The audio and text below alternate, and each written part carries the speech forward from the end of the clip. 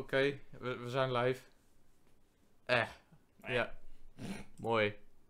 Hier, deze gameplay voor je. Als je het niet leuk genoeg vond. Die chat staat hier. Ik hoop alleen dat... ik hoop alleen wel dat er... weet dat?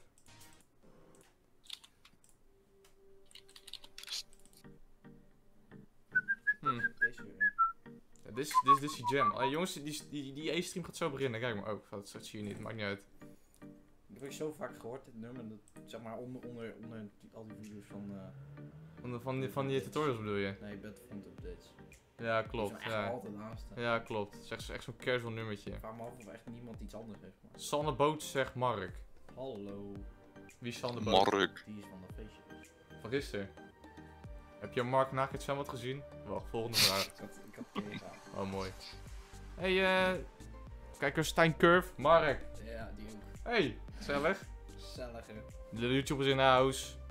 Tom Visser zegt hallo. Gewoon Shane zegt, dat ideetje van je is slim. Ik zit vol met goede ideeën, jongens. Dat vaak... dat hij niet weet om te streamen wat iets gaat doen. Ja, maar ja, jongens. Die stream gaat zo beginnen, ik weet bijna zeker. Maar wat, ze zeiden niet zo. Wat? Maar nee, naar beneden, naar beneden. Oh, wacht, nee, naar beneden. Gozer zei iets over een tijd net. Wat voor tijd? Laat maar weer. Hier, kijk, scroll dan. Ga kijken naar die tijd. Iemand zei van, het is al 1 minuut voorbij, dus dan weet je wel dat het zeg maar... Ja, hij moet ook beginnen, kijk maar. Maar hij moest een kwartier geleden beginnen. Ja! Dus ik denk niet dat Disney zo erg uitloopt, zeg maar. Doe wel. Nee, Disney. Nee. Komt goed. Pak even comments erbij. We zijn beanboezeld. De little YouTuber... Beanboezeld. De little YouTuber zegt hallo. Bastiaan zegt hoi. Christian Met zegt hi. Weer Sander Boot. Battlefront zegt... Waardoor zijn jullie eigenlijk begonnen met YouTube? Oh god, het wordt gelijk een Q&A dit. Waarom zijn we begonnen met YouTube?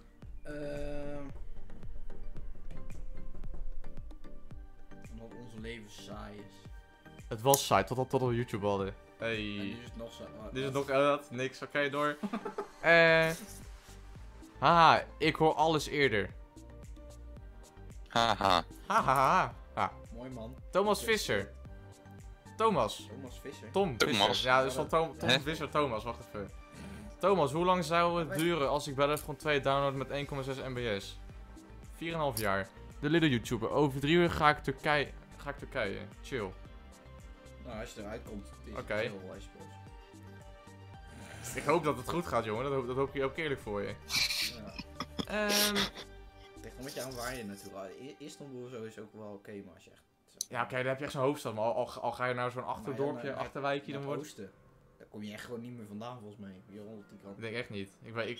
Ik weet niemand meer die naar Turkije gaat, eerlijk gezegd. Iedereen gaat nu naar Griekenland, want het is knijter goedkoop is daar. Ja, zoals ik. Ja, oké. Ja, hier. Ik zei het. Wij wilden ook nog gaan daarheen. Ja. Sluikreclame, Sunweb. Gooi hem in de chat. Zo doe je dat. Hou je weg, Joris. dit is gewoon niet mogelijk. Was niet mogelijk. Heel run spelen. Ik heb het gewoon opgenomen, jongens. Komt helemaal goed. Puntje. Zo lang heb ik toch niet, Thomas. De stream is al voorbij. Nou, dat was dan een leuke stream dit. Is die voorbij? Nee, kan niet. Welke DLC vinden jullie het leukst? Ik speel geen Battlefront meer. Het zal echt jenken saai worden. Welke vond je het leukst? Welke vond ik het leukst? Welke heb je het meest gespeeld? Outer Rim, denk ik. Weet ik veel. Outer Rim hebben we denk ik het meest gespeeld. Ja, omdat hij nieuw was. En daarna waren er geen servers meer. Ja, en omdat hij Close Quarters was. Ja, dat ja. De Spin was echt... Dat was mijn minst favoriete. En Death Star was cool omdat hij... we hadden een hele coole multistage game. En Death Star zelf was cool. Ja, die manier was wel cool, ja. Was wel cool. Spam. Clone Wars back. Hey, hij gaat beginnen. Hey! Nee, zet hem niet op stop dan. Klik aan. Nou lopen we. Oh, hij begint. Kop, Mark. Komt ie hoor. Hij begint. Zie dat kop. Wacht. Mark, hou je mond. Dan komt ie hoor, dat jochie. Spam de chat. Ze gaan Goofy erin doen. Goofy. Verschrikkelijk. Tuurlijk helpt dat. Our friends at Square Enix Goofy in Star Wars. Confirmed. I'm not going to steal anyone's thunder. I'm going to stop with that. Lots to look forward to there. But that is not all. In addition to these games, we're going to unveil 2 exciting, never-before-seen projects that tap the latest technology and immerse you into the Marvel and Star Wars universes in ways you've only just imagined. If you've ever dreamed of being a Jedi or a superhero, and my son, who's also in the audience today, will definitely tell you that I have, well, your time has now come. These experiences truly are mind-blowing, and I can't wait for you to see them today. Now, the original plan was to host today's show. Star Wars main I have a couple of friends who, between the 2 of them, have tens of millions of subscribers and followers. Oh, ik weet wie het is. And Ik weet wie as het it is. Die ga turns je wel leuk out, vinden. Ik weet wie het is. I have just about 0. And so, Nee, die vind je toch niet leuk? thought Nee, you kom. all might be really excited to hear from them instead. You know them as Jacksepticeye and Strawberry 17. Woehoe! Die ken ik. Woe. Oh, ze zit gewoon via And they're Discord. gonna take the stage. Ze is gewoon in via just a Discord minute. daar?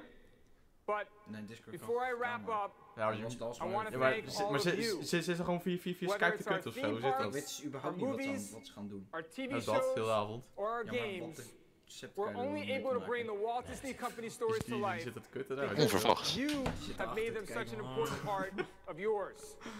So, on behalf of everyone who helped make today possible, thank you. Now, let's get Doet zo started. niks. Please welcome Jacksepticeye and Strawberry 17.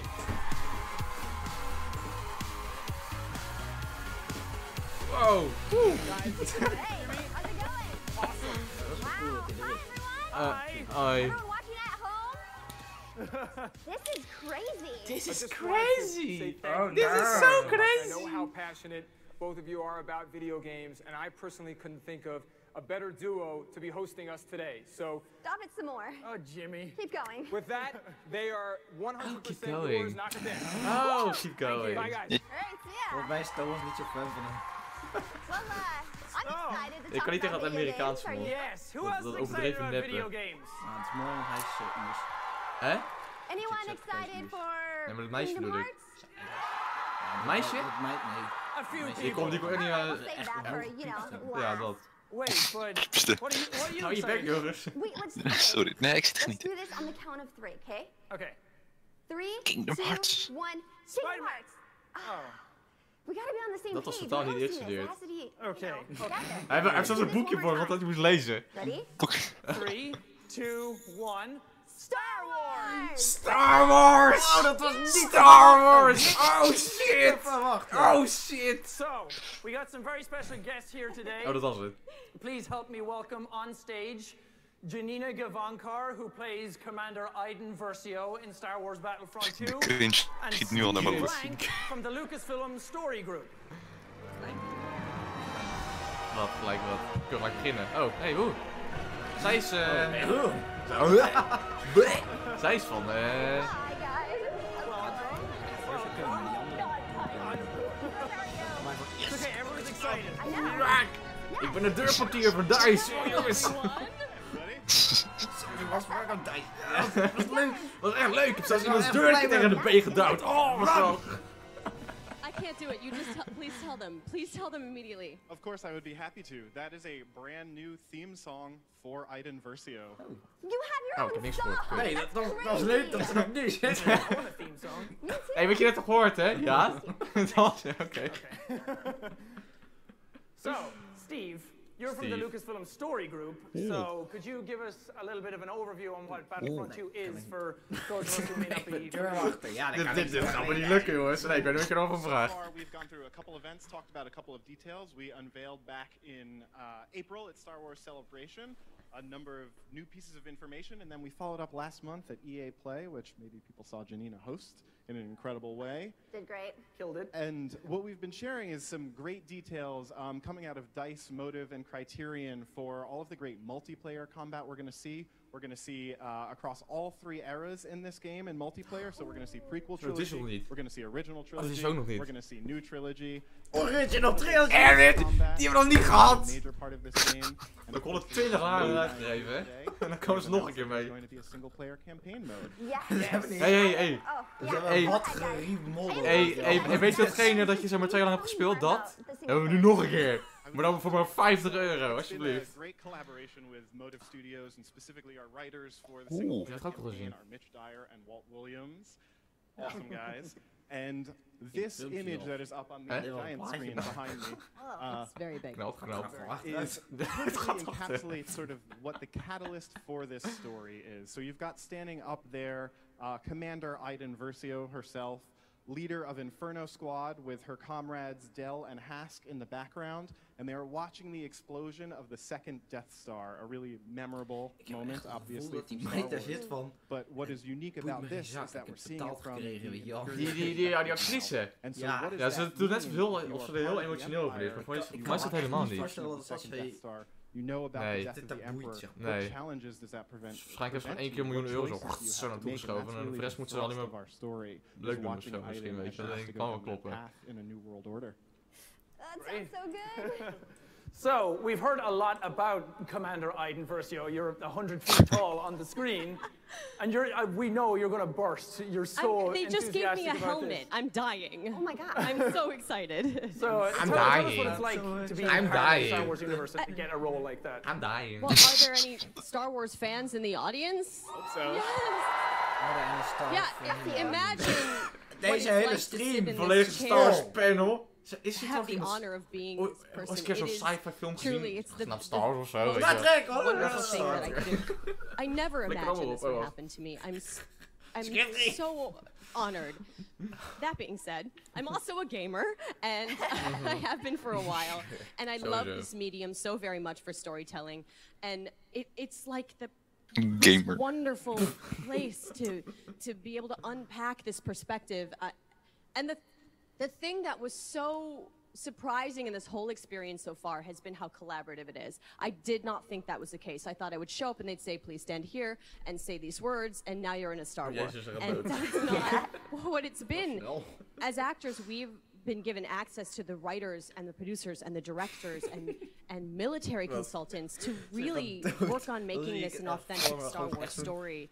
And they let me do things, like I got to do play, and like I loved you at that. Can I just interject? Gewoon ze mogen tussen 3 stormtroopers zijn zo. So passionate about your character. Gewoon tussen 3 stormtroopers ook tussendoor zo. Een beetje tussendoor. I get to Oh shit, ja, zo ja, laat maar. The end. Lol. Do you want to see a video? Ja, dan zitten Let hier. me show you videos. this video in particular is wonderful because it's like a stage pass to see what it's like to break new ground in the Star Wars galaxy. Wil je de video zien? Ik ga eerst mijn levensverhaal vertellen.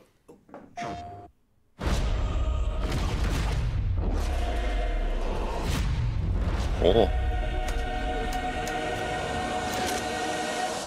I've always been a fan of the dark side. The idea of the Imperial perspective is you never really understand who they are as people, right? Or how the organization works. How can we distill that and how can we make a story around that?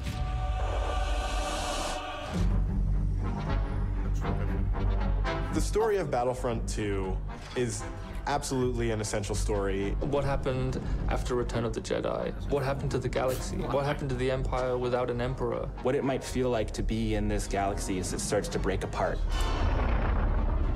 What's really exciting about this story is that we're going to see it from the point of view of a character like Iden.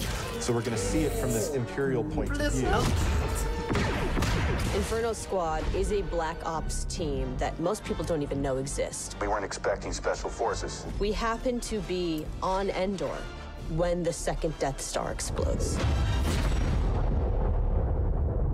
Iden is presented with an extreme challenge, the destruction of the Death Star 2 and the death of the Emperor. What sort of choices would somebody in that situation have to make about who they are and what the galaxy was going to become? And it's interesting, does that mean, now that the Empire's fallen, that they're the underdogs? Aiden is a tried and true and through Imperial. She's somebody who grew up on a planet called Vardos. She was very quickly put into a military camp for children. She has spent her whole life building up to this moment to be commander of Inferno Squad. Moff Raiders informed the Admiral that Operation Cinder could proceed as planned. Hask is the most zealous of them all, I would say. He's the most interested and invested in how far the Empire is willing to go. He was an orphan, so he needed something to latch onto. Empire is peace and justice and order. Even when people are faltering around him, he pushes forward and says, no, the Empire is the way. I'm picking up distress calls, too many to count. Del has seen more of the galaxy than most people in the Empire. He actually grew up on Coruscant during the time of the Jedi. He brings a lot of humor. Him and Aiden have a bit of a banter, have a bit of a laugh. Family is a really important element in Star Wars, and one of the things that we wanted to make sure we captured is the dynamic between Garrick Versio and his daughter Aiden Versio. This is the catalyst for Aiden, where she learns the future of the Empire, and she's elevated to a point by her father. Your next assignments, they are unusual. She's my daughter. She's all I have. I do need for her to understand why I'm gonna do what I'm gonna do. Yeah, everything in Star Wars is connected, and part of our job is to make sure that the games we're making do connect back into that larger universe. But we're now able to use this game and Battlefront 2 as a resource to take this information into future development projects. Hope cannot save them! I think all those gamers out there are gonna just love it. This is the culmination of all of the things that are good in the world. Video games, Star Wars, and a team of people that are willing to take the time to do the work. We have to take risks, we have to be bold, we have to push everyone's boundaries and leave a good footprint behind.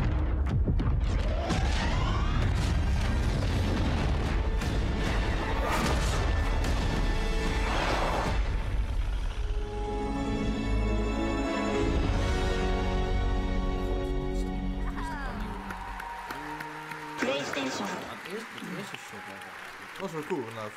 Dat was heel gaaf. That was cool. No big deal. That was awesome. No big deal. Just a Star Wars game. You could feel the whole game in the stage as well. Like a massage.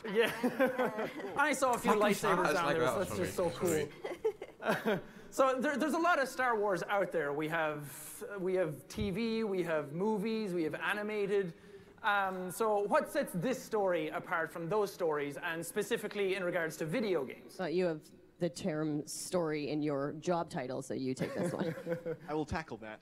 So I think one of the things that we always approach as Story Group when we're thinking about telling new Star Wars stories in general is, what is the right story per platform? Because each platform has its strengths and what it can really revel in. And one of the great things about video games is that you actually get to inhabit a character. You get to play as somebody. Jacksepticeye doet wel goed, hè. About Battlefront 2 and Aiden Versio is that you get to be a commander in the Empire at this really challenging time.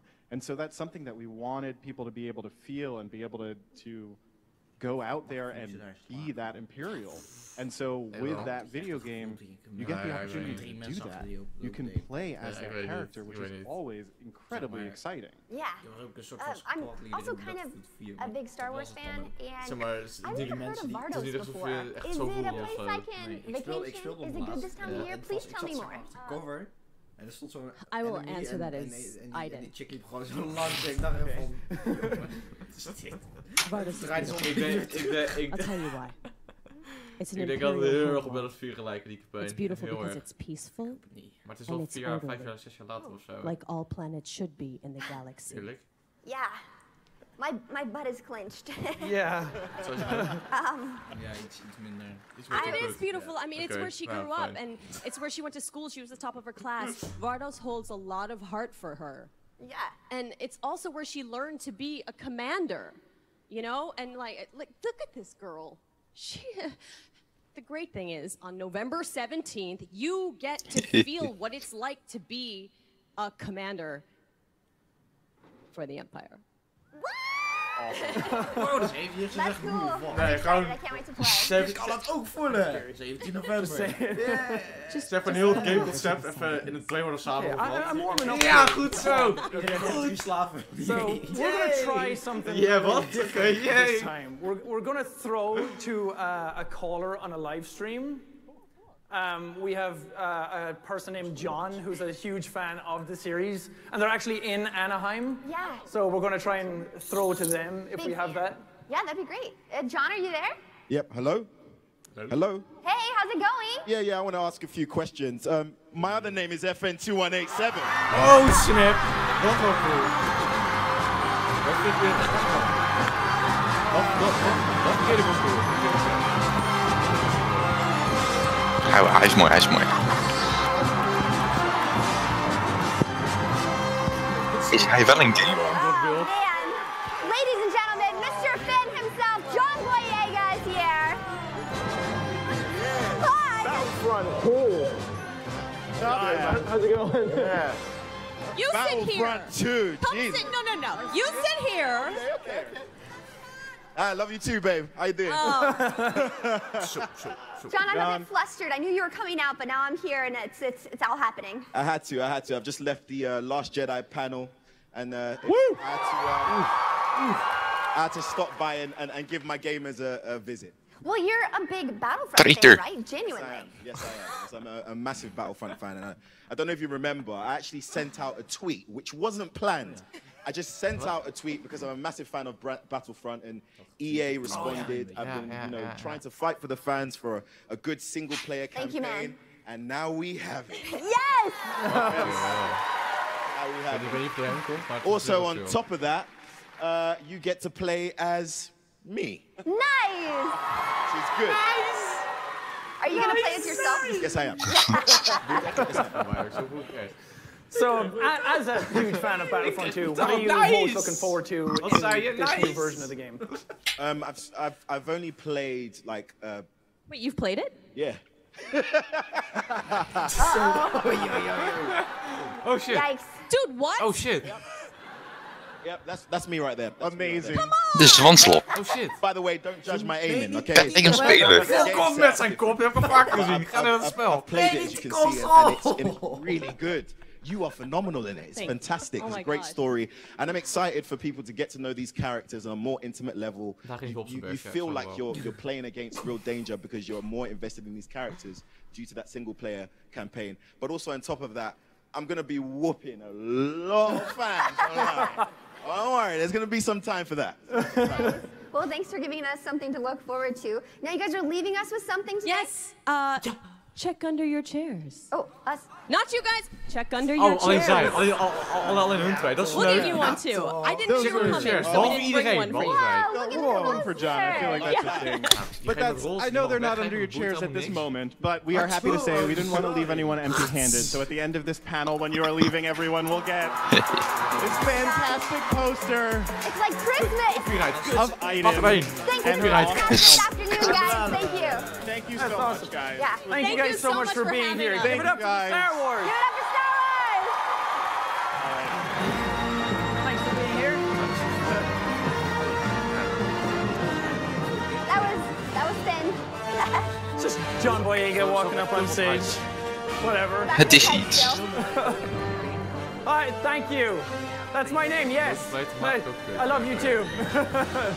So, that was a little crazy. We all went a bit wild there with that one. So, we're going to slow things down a small bit. We're going to change things up and switch gears a bit. So, we're going to bring out Mike Goslin, who is the VP of Advanced Development at Disney. So, give it up for Mike.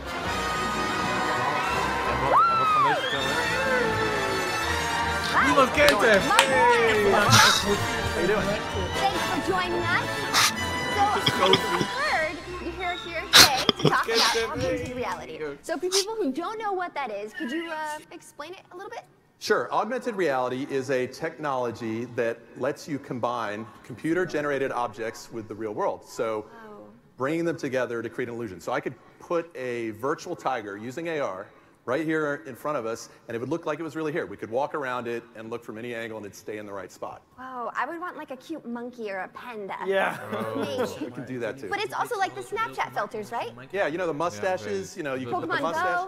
Again, it's a computer mustache, real face together. It looks like I have a mustache. I love that stuff. We think AR can do a lot more. Really? So how does Disney fit into the whole augmented reality world? Disney's always used technologies to find new ways to tell stories. I learned this back when I started at Imagineering, and we think AR is a great platform for a new kind of storytelling. AR? What's AR? All right. So, Oké. Het boerde echt niks. Je zou kijken. Well, so Star Wars, we got to talk about Star Wars. So, of course, AR has always been a big part of the Star Wars stories, going back all the way to the beginning. So remember in the first, in A New Hope, Princess Leia appears early in the movie as a hologram. And then later, all the way up to Force Awakens, where they have the galaxy maps and the Starkiller base. Yeah. So it's always been really important. My personal favorite, though, is the Holo Chess game from the Millennium Falcon. You know, the little monsters. That's so cool. Anybody like Holo Chess? Yeah. We haven't been able to play it yet, though. Well, we've always wanted to create that game, and we've never been, the technology just hasn't existed to do that until now. What? Until now? Zo verbaasd. We've been working on our own version of augmented reality. Voor niet zo'n prijs van €4.999. Dan kan jij schaken met Star Wars poppetjes. Die eigenlijk niet echt zijn, maar alleen een figuurtje. This has never been seen before. I'm revealing this for the first Gameplay. time. We've been working on, we teamed up with Lenovo and Lucasfilm to build our very own augmented reality headset. This will let everyone experience their favorite moments from Star Wars like never before. Oh my gosh, that's incredible. So let me tell you, it's very simple. Okay. I'll tell you how it works. Yeah. You download an app to your phone, you slip your phone into the headset, right here, Whoa. and then you put it on and you're ready to play. That's incredible. That's so easy. You want to try it on? Yeah. Here you go. Ik vind het wel mooi hoe hij eigenlijk zegt. Do you want to try it? Leuk, ik wil. Yeah. Geef ze aan die meid. I can still see everything. Hi. Yeah, so do I look cool? It's really important to be able to see, right? Because again, you're combining computer images with the real world. So you got to be able to see. It's like wearing sunglasses. Yeah. So not everybody can try it on today, unfortunately. So I was able to smuggle some footage out of our lab on some experiences that we've been working on. Nice. Right, so now you can play Holo Chess for real in your own living room. See, that's our rug, that's our room. And you can bring epic battles to life where action figures run around and you've got X-Wings and Imperial Walkers all in your room, all your around living room, you're just... And we're just getting started. Okay, so I have to ask this just because, yeah, I mean, clap, that's incredible. Yeah, that's a pretty big deal. It's 2017, it's about time. We've been waiting for this. But I think what everyone's probably thinking is, what about lightsabers, right? Of course. Okay, so you got any lightsabers, right? So we were inspired by that moment where Luke turns on his lightsaber for the first time. Has anybody dreamed of having that moment, turning on a lightsaber? I think there's a couple of lightsabers down there. So that's what we're going for, and we're going to be showing you a great deal more of this in the coming weeks. We've got lots of stuff to show. I can only give you a quick glimpse today, but we've got a little bit of video here. Oh.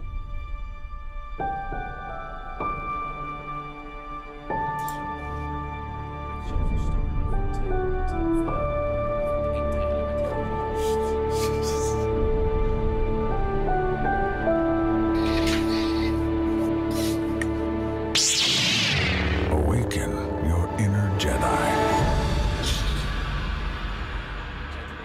Whoa.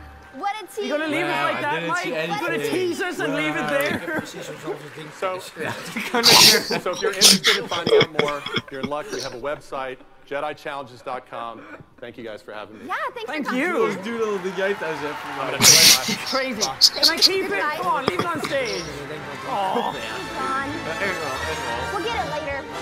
It's just real life holo chess, whatever. No big deal. I can't wait to do the lightsaber thing. Yeah, me too. Incredible. Okay, so now we've moved on from Star Wars, so let's get a little bit into Marvel. Is there any Marvel fans out there? So, you might have seen a small game called Spider-Man at E3. It closed out the Sony press conference. Pretty big deal. So let's bring on stage right now Bill Roseman, the executive creative director at Marvel Games, and Brian Intihar, creative director at Insomniac Games. Give it up! Hey, buddy! Hey, man! How's it going? Yo. So, Spider-Man. I like the red too. Ja. Dit wordt alleen maar... Even kijken of er nog leuke comments zijn. Does whatever. Als een kamikaze mogelijkheid is het goed. Ja, toch. Lekker veel comments, maar... er komt geen Star Wars meer, dit was het. Die 4 april. Even kijken of we nog wat... of ze nog wat views hebben gedropt of iets. Ja, ze hebben wel iets gedropt. Nog een keer kijken hoor. Is leuk. Dit is net zo. Ja.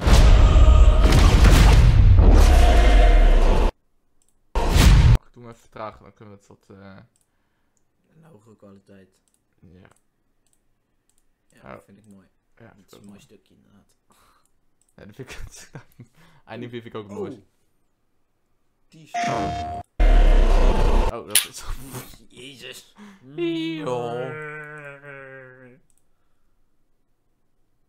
Oh, nu wordt lastig zondag... Oh, kijk. Oh, dit is wel cool, man. Want er mag geen geluid in. Er mag geen geluid in. Wat? Je hebt het geluid uitgezet. Ja, hoor dit dan. Geluid ook. Ja. maar dit was cool eerlijk. Zo ineens uit het cockpit. Dat is, het verbaast me dat ze dat nooit eerder hebben gedaan. Dat had ik ook altijd zeg maar in... Want, ken je het spel Star Citizen? Ja, dat ken ik. Ja, dat ken ik. Daar heb je dat wel bij, zeg maar. Ja, klopt. Je staat op een schip en je klimt dat schip in. En dat had ik altijd al gewild in Star Wars Battlefront 2. De oude, weet je wel. Ja, maar dat hebben ze nooit gedaan. Ik weet het. Nee, dat snap ik ook wel, want het is saai natuurlijk. Je ziet het 3 keer en het is van, Ja, oké, klopt. Maar ik vind hier, maar in een campaigntje kan je het op zich wel doen hoor. Zoiets. In de campaign kan je het zeker doen. Ja. En je zou het kunnen doen als... Als wat? Als opwarming, hè. Je hebt toch voor een ronde heb je vaak een timer. Waarom een timer? Waarom laat je niet gewoon mensen rondlopen in een schip stappen? Ja, inderdaad, dat is cool. Dat is cool. Dat is toch veel leuker dan een timer. Ja, klopt. Dat is net wel cool. Dus social tent weer dit. Die droid los. Alleen... Ik kan nog wel zelf verschuiven. Maar misschien is het zo'n klein stealth dingetje. Kan ook, hè? Nou ja, kijk, als je... Als je F4 naartoe gaat en je zet hem zo pauze. Trouwens, daar lag een Twi'lek, hè? Ik zeg het even. Waar? Daaronder. Oh, ligt een Twi'lek dood? Wat leuk. Ja. Je ziet hem iets beter als ze niet zo snel loopt, zie je? Oh ja. Maar die heeft... Het lijkt een normale rebel. Ja, inderdaad. Dat is een beetje random, oké. Ja, misschien wordt het uit nog wat gehaald. Of misschien is Commander of zo, kan ook wel. Ja, I guess. Want het ziet er wel uit. Je ziet zeg maar hier dat dat zo'n schokdingetje is. Maar zou dat betekenen dat je dan alleen je droid kan doen? Ja, jawel. Dat je droid alleen dat schokdingetje kan doen? Of? Nee, ik denk alleen... Nee, anders zie je over alle mannetjes schokdingetjes staan. Dat werkt niet. Ik denk je kan het alleen doen als zo'n dingetje voor staat. Dus alleen bij bepaalde momenten, maar dan heb je toch geen vrijheid? Ja, of als je er dicht genoeg bij staat. Dat kan ook. Dat je in een bepaalde radius alleen maar kan doen. Ja, dat zou op zich wel logischer zijn. Denk ik. I guess. Want ik zou ook niet willen dat ik er overal een schokdingetje boven zie staan. Dat zou ik ook een beetje scheid vinden. Het zou een beetje random zijn. Nee, echt wel. Überhaupt vind ik die droid een beetje random. Nee, ik vind die droid er niet bij passen, maar ja. Nee. En ik vind het nog steeds jammer dat ze hebben gekozen voor de TIE Pilot outfit. Ja, hè? Dat ze daar hadden ze beter een Shadow Trooper van kunnen maken. Het is niet een echte TIE Pilot outfit. Het is gewoon iets... Nou, het is heel raar om een TIE Pilot te zien lopen op... Alles, op elke planeet, ik weet het. Ja. Als we weten een soort van Shadow Trooper 2.0 van kunnen maken. Ja, precies. Dat was altijd nog cooler geweest. En dan had je nog betekenis aan de Shadow Trooper kunnen geven. Oké, wacht, straks komt hele coole concept art van... Dit is Endor, denk ik. Ja.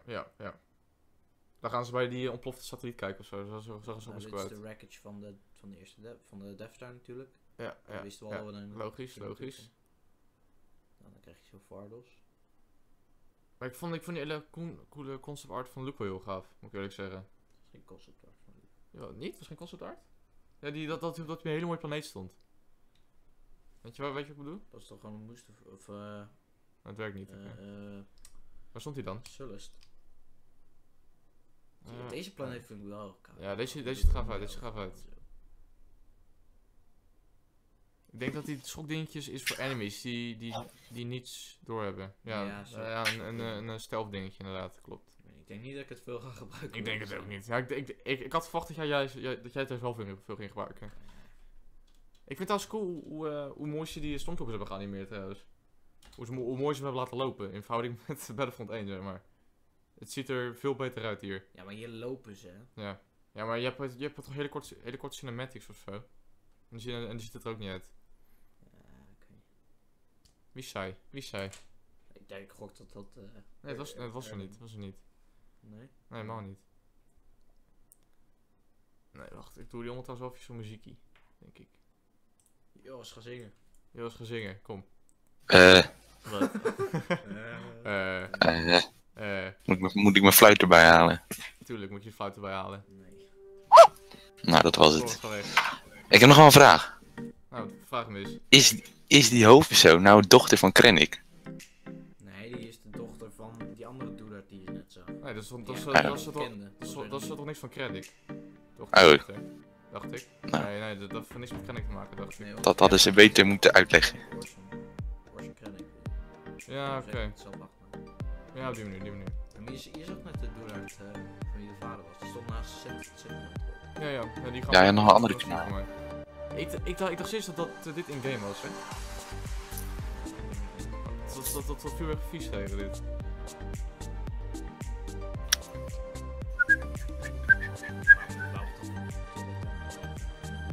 Nou, ze hebben het net laten zien. Dus ik denk het wel. Nee, maar dat was maken over dat die... Ja, dat jongen was goed. Ja, maar het zou wel heel teaserig zijn als ze het zo lieten zien en dan niet erin deden, weet je wel. Nee. Het zal wel zo heel naar zijn. Ja. Dit heb ik niet gezien. Ja, die moment, dat is die vader. Oh, dat is je vader. Je vader hebben ze best cool gedaan voor mij. Dit is zeg maar die vader.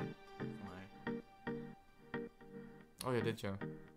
Kijk, ik snap Joris wel hoor, over Krennic, eerlijk. Ik snap hem wel. Hadden ze beter moeten zijn. Ja, het had wel cool geweest. Hij lijkt er pittig veel op. Ja, kan wel. Ja, wel. Die lijkt er pittig veel op. Shit, dat zit wat hard, joh. Nee, dat is allemaal gezeik. Het geluid staat toch uit, dus dat... Nee, van die muziek. Muziek, oké.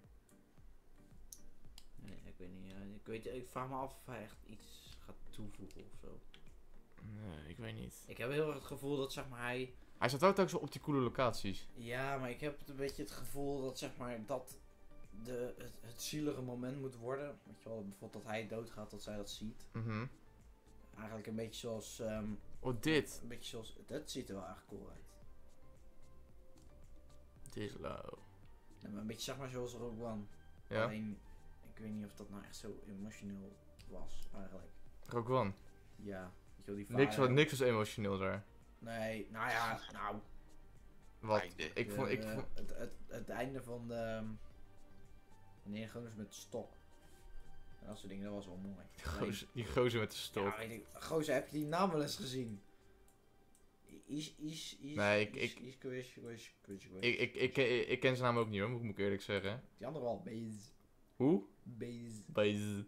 Nee, maar zo erg is dus. Je weet niet eens zijn namen. Nee. Zeg maar, dus elkaar dat ook totaal niet aan het soort van kop. En ik heb het gevoel dat dat zelf wordt inderdaad met die andere gozer. Ja, met die vader. Ja, met die vader, ja. Dit kan je maar op één manier achterkomen. Door wat? Door het spel te spelen. Ja, ga je lekker het spel spelen, Joris. Succes. Hey, wacht. Ik heb de kopie. Wat zie je? Was dat een TIE Interceptor? Die straks iets vliegen? Of was dat een ander ding? Oh ja. Ja. Wat? Ik zal niet. Hij kan nog trager dan dit, hè? Ik zag, zeg maar, net je zoiets langs vliegen. Ja, toch? Oh, daar ging die. Niet maar. Ik heb hem weggeklikt. Vliegen wel hele aparte TIE fighters inderdaad. Gaat er toch heen? Een klein soort van vlieg. Oh. Ja, Joep, toppie, thanks. Het kan gewoon, kijk nou. Ja, maar... Jezus. Wordt alleen maar beter dit. Kom maar.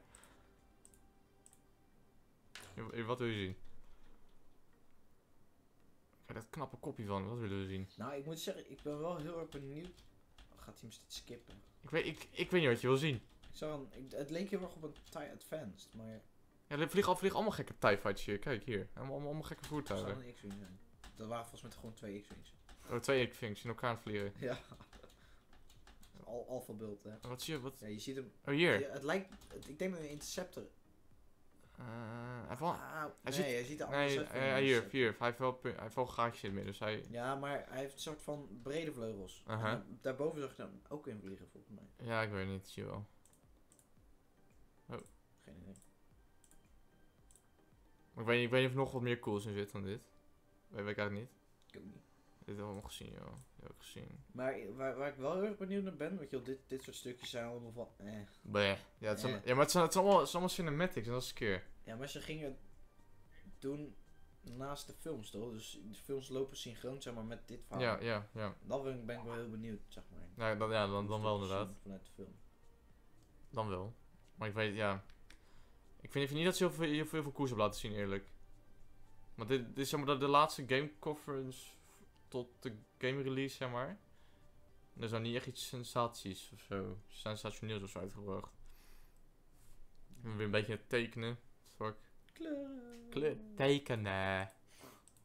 En vergeet niet zoveel toch? Nee, een beetje gezeik. Dus dat was hem, denk ik. Ja. Nou jongens, dit was de stream. Bedankt voor het kijken. En ik check u later. Dankjewel voor Joris voor het meedingen. Weet ik veel wat je hebt gedaan. Alsjeblieft. Dankjewel. Dankjewel Mark voor het komen naar je werk. Vind ik heel aardig. Doedel. En later pikkies. Hoi.